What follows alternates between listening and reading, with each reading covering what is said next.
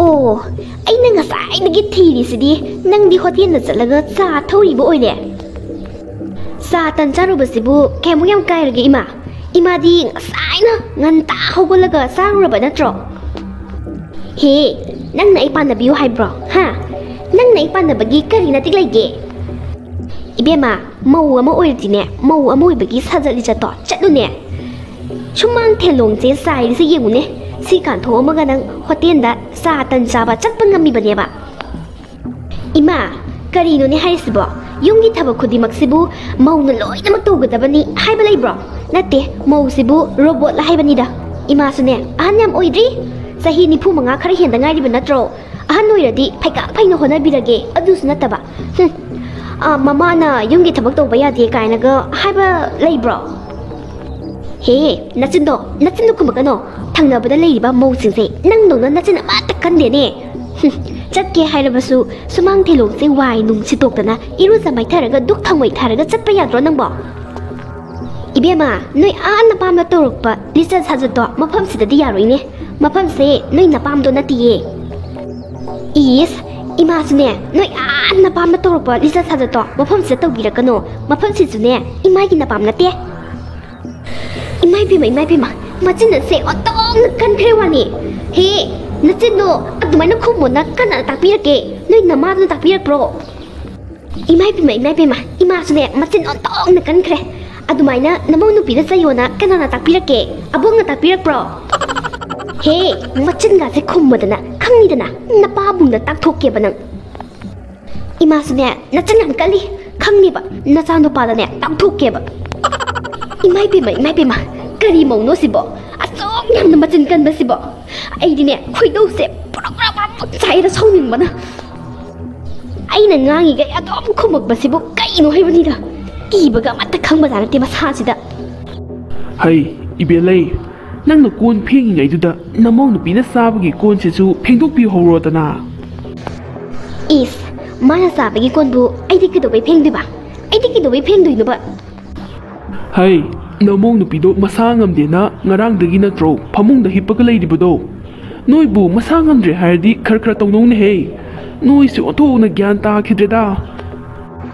ꯃꯁꯤꯗꯅꯦ ꯃꯣꯏ ꯄꯥꯕꯨꯡ ꯌꯥꯎꯁꯟꯕꯤꯔꯛꯀꯅꯣ ꯅꯃꯧ ꯅꯨꯄꯤꯅ ꯇꯧꯔꯤꯗꯣ ꯅꯥꯁꯤꯟꯅꯔꯤꯕꯅꯦ ꯉꯔꯥꯡ ꯅꯨꯡꯗꯥꯡ ꯆꯥꯛ ꯇꯣꯛꯄꯒꯤ ꯀꯣꯟ ꯐꯦꯡꯉꯝꯗꯥꯏꯗꯨꯗꯅꯦ ꯃꯥꯅ ꯀꯣꯛ ꯆꯤꯛꯑꯦꯅ ꯐꯃꯨꯡ ꯆꯪꯉ ꯇꯨꯝꯈꯤꯕꯗꯣ ꯀꯣꯟ ꯌꯥꯝꯈ꯭ꯔꯕꯗꯣ ꯑꯩ ꯏꯊꯟꯗꯅ ꯐꯦꯡꯉꯤꯕ ꯑꯗꯨꯒꯅꯦ ꯉꯁꯤ ꯑꯌꯨꯛꯀꯤ ꯆꯥꯛ ꯆꯥꯕꯗꯨꯁꯨꯅꯦ ꯆꯥꯛ ꯄꯨꯈꯝ ꯑꯃ ꯅꯥꯗ꯭ꯔꯤꯉꯩꯗ ꯆꯥꯕꯗꯣ ꯑꯗꯨꯒ ꯆꯞ ꯃꯥꯟꯅꯩ ꯅꯥꯁꯟꯅꯔꯤꯅꯦ ꯃꯥꯅ ꯇꯧꯔꯤꯗꯣ ꯑꯩꯗꯤꯅꯦ ꯃꯥꯏ ꯀꯣꯜꯂꯤꯛꯇꯣ ꯁꯨꯡꯐꯦꯡ ꯍꯦꯛ ꯐꯦꯡꯉꯣꯏ ꯑꯩꯗꯤ ꯐꯦꯡꯉꯣꯏ ꯍꯥꯏꯁꯤꯅꯤ 이베ꯂꯩ ꯅꯣꯏ ꯅꯨꯄꯤꯒꯤ ꯍꯧꯅꯕꯤ ꯀꯣꯜꯂꯤ ꯈꯔ ꯐꯦꯡꯕꯩꯁꯨ ꯍꯦꯛꯇ ꯂꯧꯇꯥꯟꯅꯕ ꯑꯗꯨ ꯇꯧꯅꯨꯅꯦ ꯀꯔꯤꯅꯣ ꯃꯤ ꯑꯇꯣꯞꯄꯁꯨ ꯅꯠꯇꯦꯗꯅ ꯏꯃꯧ ꯅꯨꯄꯤꯅꯤ ꯅꯥꯔꯦ ꯍꯥꯏꯔꯗꯤ ꯈꯔꯁꯨ ꯇꯧꯕ ꯇꯥꯕꯅꯤꯅꯦ ꯃꯣꯏ ꯄꯥꯕꯨꯡ ꯉꯁꯤꯅꯦ ꯑꯩ ꯁꯥꯎꯅꯤꯡꯉꯛꯇꯅꯅꯦꯀꯣ ꯑꯩꯅꯦ ꯁꯥꯎꯅꯤꯡꯉꯛꯇꯅꯅꯦ ꯂꯣꯏ ꯇꯣꯛꯊꯣꯛꯆꯖꯅꯤ ꯅꯃꯧ ꯅꯨꯄꯤꯁꯦ ꯅꯥꯎ ꯆꯥꯎꯅꯕ ꯊꯕꯛ ꯇꯧꯕꯤꯔꯛꯀꯅꯣ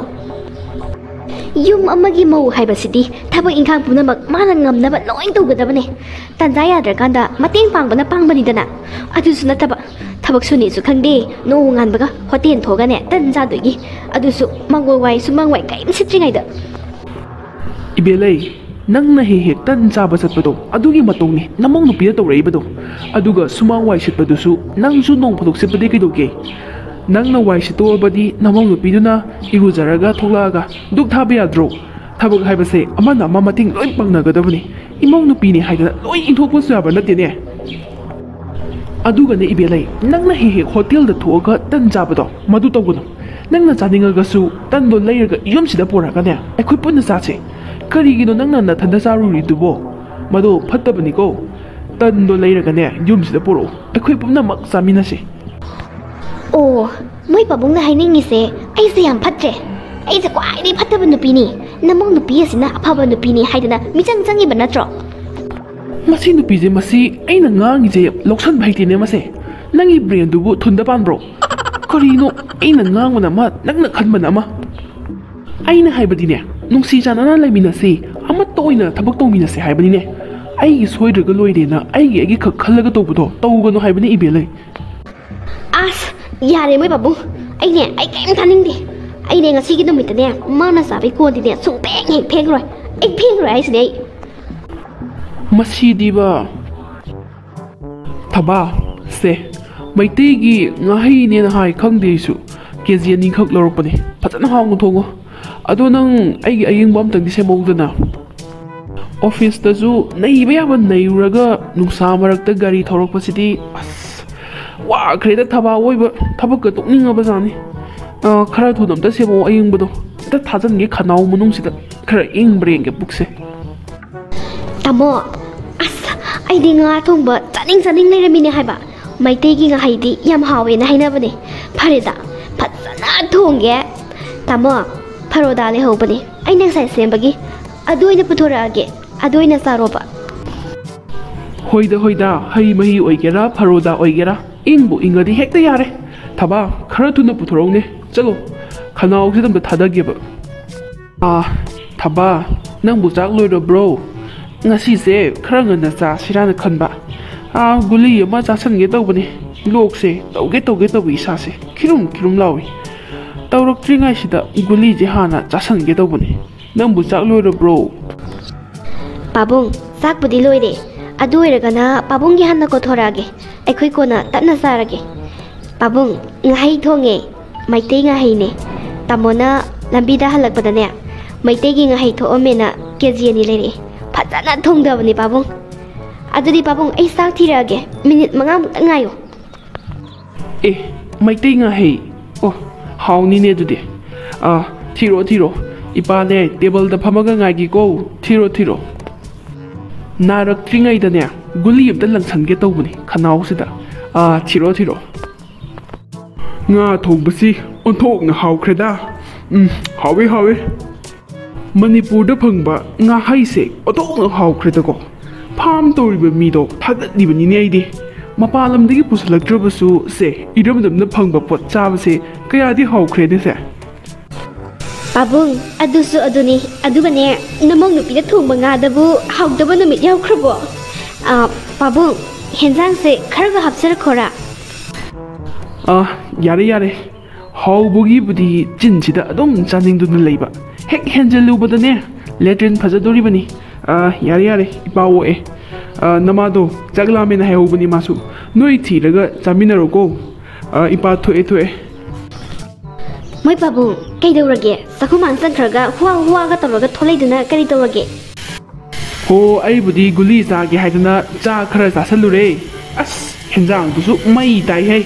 Manipur da phangba nga hei ne ye hawbana muktoiba nang horen chara khangni bema Is hawramani da ko yamna otokna hawramani ba namong nupigi sakta duga yamna thong thakwa haidanaga thong boyedi faye masak duga khangde ai di ontokna hawkhre he asabuk hawba henjang se pokpadi amuk thoba charakri he ngasigi mahau se karino otong kuitumna na hawkhre wani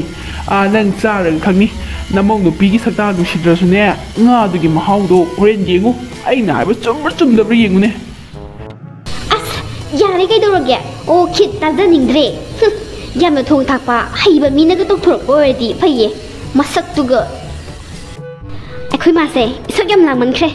Pabungna nga thongba hawi harisu hekta sawba asidanga saidagi sabeng ngangi se ai tagyaw na tabane ba sakta na mom nuksidabne ai se mane mana su ta thabidaba thabak su tawba mana su thabidaba phai khangni ba horendi ne nangi henjang saruk to nga thongba do makko oine khake ba khangni ba nang noi hana ja tho o ko na charage na hairugum su to pungdi 12 makhai taraga dore chakse lambana kinum dore loijiba khangdiba mauga ibungoga dubu chakchaba loidri jalo khara thuna sage haidiba masigi mawase yam suningdaba nupini sakse punna zaragadi sak saba loi phatringaida ma han hagot kidoineba adugane kolu khak memse aibu phengan gi haidana thamam dorineba ma tawrise adu itardi aisu noi hana sarona haiba tabaneba moi hana pizza khragane kolik phengamaga loira matungdane ai chage na ngairibani khangni banga sidi kolu khakto phengoina phengdribane aisu phengidine ngammi adubune masigi mawase yam nuside sakna mo kaiba mathak hani su khangdi machin na se aine hek ꯉꯥꯡꯉꯤꯕ ꯃꯈꯩ ꯑꯗꯨꯝ ꯉꯥꯡꯕ ꯉꯝꯃꯦꯕ ꯃꯁꯤꯒꯤ ꯃꯧ ꯑꯁꯦ ꯃꯍꯥꯄꯥꯄꯤꯅꯤ ꯃꯁꯤ ꯏꯃꯥ ꯆꯥꯛꯁꯦ ꯆꯥꯊꯣꯛꯎꯔꯣ ꯄꯨꯡꯁꯦ ꯌꯧꯔꯕꯅꯦ ꯀꯩꯗꯧꯔꯒꯦꯕ ꯅꯁꯥꯒ ꯅꯨꯡꯉꯥꯏꯇꯕ꯭ꯔꯣ ꯀꯔꯤꯁꯨ ꯇꯧꯗꯦꯗ ꯅꯪꯒꯤ ꯅꯨꯄꯤ ꯑꯁꯦ ꯁꯛ ꯌꯥꯝ ꯆꯥꯈꯠꯂꯤꯅꯦ ꯏꯕꯨꯡꯉꯣ ꯌꯦꯡꯅꯤꯡꯗꯕ ꯑꯗꯨꯅꯅꯦ ꯀꯣꯟꯅ ꯆꯥꯒꯦꯅ ꯇꯧꯔꯤꯅꯤ ꯑꯦꯁ ꯑꯗꯨꯒꯤ ꯑꯣꯏꯔꯦ ꯏꯃꯥꯅ ꯆꯥꯛ ꯆꯥꯗ꯭ꯔꯤꯗꯣ ꯑꯗꯨꯒꯤ ꯋꯥꯗꯤ ꯏꯃꯥ ꯍꯥꯏ ꯀꯥꯟꯅꯗꯦꯗ 이마수 하이가트나 사카이두디 나몽 누피시네 싹만해 이마가네 해도 해질 게임 나이티 싹만해 이마 아두나네 마나마나바 아두나네 Hey, adhamora nupining mo nangse imana pokibadadine nupa sektrek sengboy na pokibade khangaba nupi hek thigi badagi isadine adhamora only adhamora is loide nupi gi mate khar kapang basibu adhamora ne hayadi ma aisu kaidum hainingal tore ko thainai mana nori gaida pabung na mateng myam pangi myam do loi hairuro inena ne ango loi hairakrabne taunaroi ko ima nupa haiba leite nupi haiba leite aina ina ngamba thabak to loina mateng tonga gadabani sida adhamora adu ada hai myam do khwainigi pangba gada da hena pangba mi ne ma Hey, napana napani nangna nangni nangna napaga manaba ya bro ha nang dine aigi sa napa khangidana ima yari ko nagi na kok sedai chatpido tawranu pabungna imagi mateng pangbadana imana harauba aduga aina namong nupigi mateng pangbadana imana sauningese karigino ba ate karigino amta hayune aduga aina namong nupigi mateng pangbadana adhamora ne hairagadi ima thaina pabungna imai mateng pangi myamdo pabungse adhamora rabadudi Hey, nang gaiga manaba ya bro ha napana napa nang nang en sai hairba na tro sintak tu kungano chalo taning de chalo taning de moina tawbadi yaba aduga ekhoina tawragana ne yengjallaga ngangdugi hojikante cha jani he moina tawri kaidi kaim hairoi amuk toiba afaba ngaktani na masidai ekhoina tawragana phattaba ngata Masigi mau suning da biase kolu khak phaudi phengto me phare aine khongrai ni aga sak se phajana phudage ngasai mui babungna ngahai thonge na haikibani hauramadi panida satta do haudo di mandi is karino ai nga thongba sibu ati makuk natradi moi khang na balai traba haibanida masigi mau ase yam phattabani mase yengune matung no moina zaraga mamai siga makuk siga ai saru hapa mineba adusne makuk ne haizabai wani ko lukham ne haiba mana ka ise matung na mathi yauba janati masi mouse masi yam pharoi doi ta ko mase kaya adu osi jibano yengune ai sibu mana khabimba makuk sibu sabira ni kana khali jalo saroi ba sakam da saroi khangni ba masi ngangse yam phathaba ngangni mase makok si mamai sigana ai saruk ne na khami bane base yam tongam ba ngangni saroi dai sakam da saroi da ngase kari gi nga hei thongba saroi amat saroi ngasi di aswai ne langai ya thumum gi ngasi di khangni ba ho ima kari yu tori sibo natti ima na tori se kai no hai bani da Hey, kaidore ha ai kaidore ba imana natro sakumang da sak mayam ma sai khai raga thamami se ai dine loisan baga dine ngambai walite ayuk ta gine ai na kupnom surai se loisan ge haraga na ne iman loisula ngasi gi numita ne loisan baga di ai ji sungam ngamaroi natte ne kari gino ba imana sak sak khai do kai gino chaning tradi adum thamoya dro asumene se khairaga ne mangan dei saruk budine yen da ok da happy ni dana he moinau ise mongnau nangna aisibu hogdong wina ubro ha nangna khami ba ai ge henzang saruk tubu hogdong da bizana na ba makuk ka mamai ga do haba mi do kari gino aina dugumba chabi ga ni ga na ga khanbro lang thoi do na rai ba pharabani na kuk ta haijan bitri ba do Oh, mamai ga makuka hapam bagiro. Imana sinba thungba makai sakhumang da zakai birami do. Adudi pamu bagi hapta bani matong to. Oh, Icha nupa aina hek poksabaduna leirakpa ngado nangna thongyarga aingonda matung hapa pamuri neba ngado icha nupa nine leireidoi bema icha duna pijaningdana nga leireiba aduga nangna thawainagi haptabaneba aingonda nang yam phattaba nupini nang yam phattabane nang ima wakhalamda tause aina haptrido pijaningdabagi natiye pamubagine ima dingasa yam haigidaine hauramdau mande khote yam thong thakpa hibus nate khuddo lopningdi kainaga ngasai pabungda yam haigidaine aduda aise pis phajaba ma imagi ne na hapane marakta ado hapambane tengkota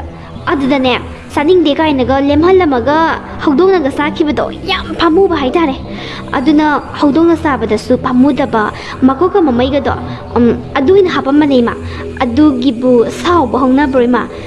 hauradi dum phajana hapo ona hayabadubu haudongna sagadabadubu aingoda hapa ngamabago nang ai yam kapningai ngasidi ai pungning yam nusiraigo lokjong khure isa nupa amakak poksabase nangna phadi sumbadangna summedana ai pungning yam nusirai ngasidi ai ngasi se thawai yam nuaite